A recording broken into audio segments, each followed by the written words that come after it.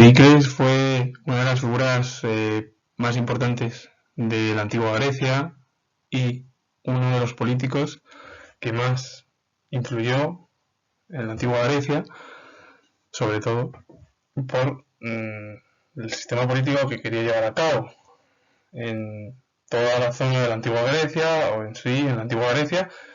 Y además, lo que voy a hablar yo es de datos biográficos de Pericles como de su pensamiento político. Así que comienzo hablando de Pericles.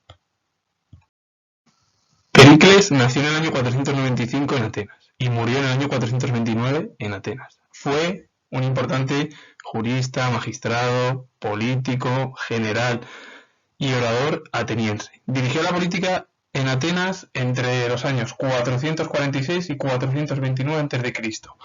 Su fuerte personalidad le dio a que fuese elegido varias veces magistrado, sino también arrastrar a la asamblea de los ciudadanos a adoptar sus puntos de vista. Pericles, convencido de la superioridad política y cultural de su polis, puso todo su empeño en convertir la Liga de Delos en un verdadero imperio ateniense. Él fue el promotor de la Acrópolis y el inspirador de la política hegemónica de Atenas, de forma que, si bien elevó a su ciudad al máximo apogeo, también la condujo a la situación que traería como consecuencia la terrible crisis del siglo IV a.C. Fue uno de los oradores muy importantes.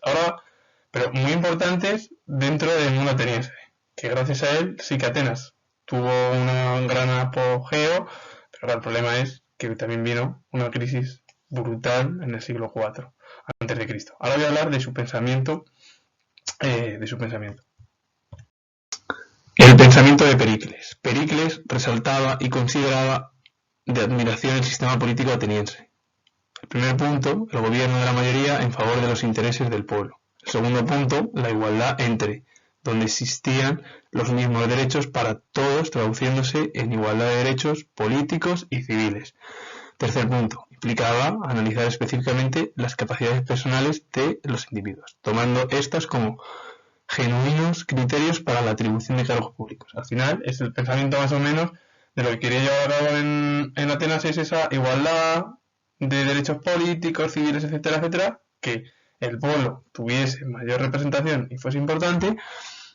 Y el último al final es que, tomando las ideas de los del pueblo, es decir, de los ciudadanos del pueblo, se eligiesen pues a cargos públicos en sí, es decir, tomando los genuinos criterios pues, para la atribución al final personales de los propios individuos, es decir, quizás específicamente las capacidades personales de los individuos tomando como genuinos criterios para la atribución de cargos públicos, que tuviesen capacidad para llevar a cabo pues, políticas en cualquier institución.